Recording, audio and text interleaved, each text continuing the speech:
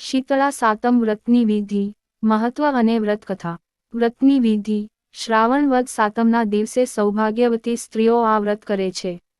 વ્રત કરનારે સવારે વહેલા ઉઠી ઠંડા પાણીથી નાહવું તથા આખો દિવસ ટાઢું ખાવું. આ દિવસે ચૂલો સળગાવવો નહીં. દીનો દીવો કરી શીતળા માતાની વાર્તા કરવી. આ વ્રત કરવાથી ધનધાન્ય, સંતાન અને સૌભાગ્ય પ્રાપ્ત થાય છે. વ્રતકથા. એક ગામમાં દેરાણી જેઠાણી તેની સાસુ સાથે રહેતી હતી. બંને બહુઓના ઘરે દેવના દીધેલા એક દીકરા હતા.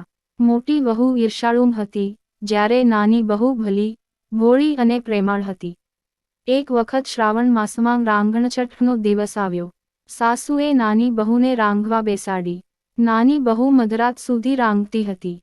એટલામાં ધોડિયામાં સૂતેલો છોકરો રડવા માંડ્યો. આથી બધું કામ પડતું મૂકીને વહુ છોકરાને લઈને જરા આડે પડખે થઈ અને થાકના લીધે જોતજોતામાં ઊંઘી ગઈ. ચૂલો સળગતો હતો. મધરાત પછી શીતળામાં ફરવા નીકળ્યા. તેઓ ફરતા ફરતા નાની વહુના ઘરે આવી પહોંચ્યા અને ચૂલામાં આળોટવા લાગ્યા.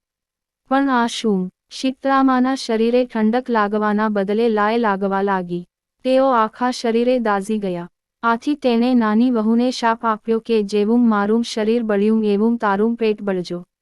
સવારે ઉઠીને વહુએ જોયું તો ચૂલો સળગતો હતો અને પડખામાં સૂતેલો છોકરો મૃતદશામાં હતો. તેનું આખું શરીર દાઝી ગયું હતું. નાની વહુ રડવા લાગી. તેને ખ્યાલ આવી ગયો કે જરૂર શીતળા માતાએ શાપ આપ્યો હશે. તે રડતી રડતી સાસુ પાસે ગઈ અને બધી વાત કરી. સાસુમાએ સાંત્વના આપતા કહ્યું કે શીતળા માતા પાસે જઈ પ્રાર્થના કર, બધું સારું થઈ જશે. બાળકને ટોપલામાં નાખી નાની બહુ નીકળી પડી. રસ્તામાં બે તલાવડી તેને જોઈ. બંને તલાવડી પાણીથી છલોછલ હતી, પણ કોઈ તેનું પાણી પીતું ન હતું. જે પણ પીએ તે મૃત્યુ પામતું હતું. નાની બહુને જોઈ તલાવડીઓ બોલી, બહેન તું ક્યાં જાય છે? નાની બહુએ કહ્યું, હું શીતળા માતા પાસે શાપના નિવારણ માટે જાઉં છું. તલાવડીઓએ કહ્યું કે બહેન, અમે એવા તે કેવા પાપ કર્યા હશે કે કોઈ અમારું પાણી પીતાં જ મૃત્યુ પામે છે? અમારા શાપનું નિવારણ પૂછતા આવજો. નાની વહુ ત્યાંથી આગળ વધી. રસ્તામાં તેને બે આખલા મળ્યા. તેમની ડોકમાં ઘંટીના પડ લટકતા હતા અને બંને લડતા હતા. નાની બહુને જોઈને બંને આખલાએ પૂછ્યું કે બહેન તું ક્યાં જાય છે? બહુએ કહ્યું કે હું મારા શાપનું નિવારણ કરવા જાઉં છું. આખલાઓ કહ્યું કે અમે એવા શું પાપ કહ્યા હશે કે અમે સદાયને માટે લડતા રહીએ છીએ? તું અમારા શાપનું નિવારણ પૂછતી આવજે. નાની બહુ આગળ વધી.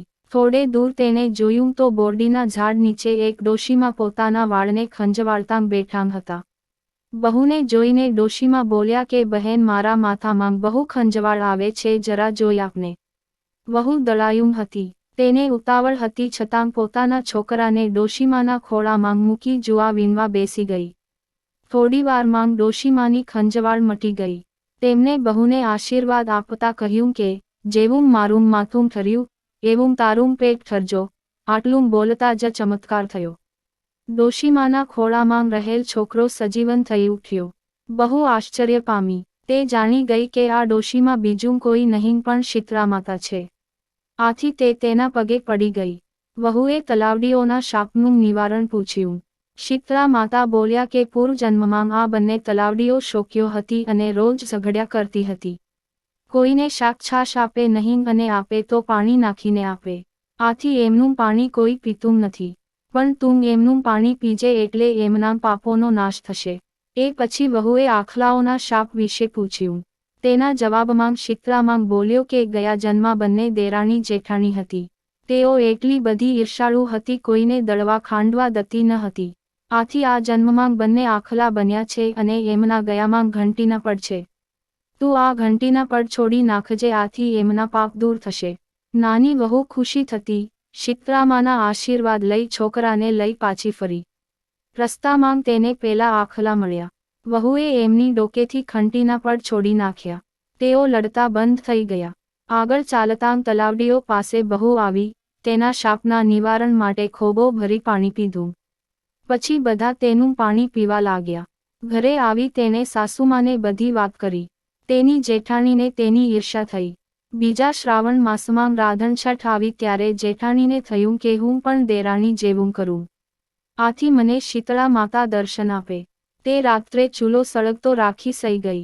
મઘરાત થતાં શીતળા ફરતા ફરતા મોટી બહુના ઘરે આવ્યા અને ચૂલામાં આળોટવા લાગ્યા. આથી તેનું શરીર દાઝી ગયું. તેમને શાપ આપ્યો કે જેવું મારું શરીર બળ્યું તેવું એનું પેટ બળજો. સવારે ઉઠીને જેઠાણીએ જોયું તો ઘોડિયામાં છોકરો મૃત્યુ પામ્યો હતો. આ બનાવમાં દુઃખી જવાના બદલે જેઠાણી ઉલટાની ખુશ થઈ અને તે પણ દેરાણીની જેમ છોકરાને ટોપલામાં લઈ ચાલી નીકળી. રસ્તામાં તલાવડીએ પૂછ્યું કે બહેન ક્યાં જાય છે? જેઠાણીએ મોં મચકોડતા કહ્યું કે તમારે શું પંચાત જોતા નથી કે મારો દીકરો મરી ગયો છે અને હું શીતળા માતાને મળવા જાઉં છું. તલાવડીઓએ કહ્યું કે બહેન અમારું એક કામ કરતી આવજે ને. પણ જેઠાણીએ તો તરત ના પાડી દીધી.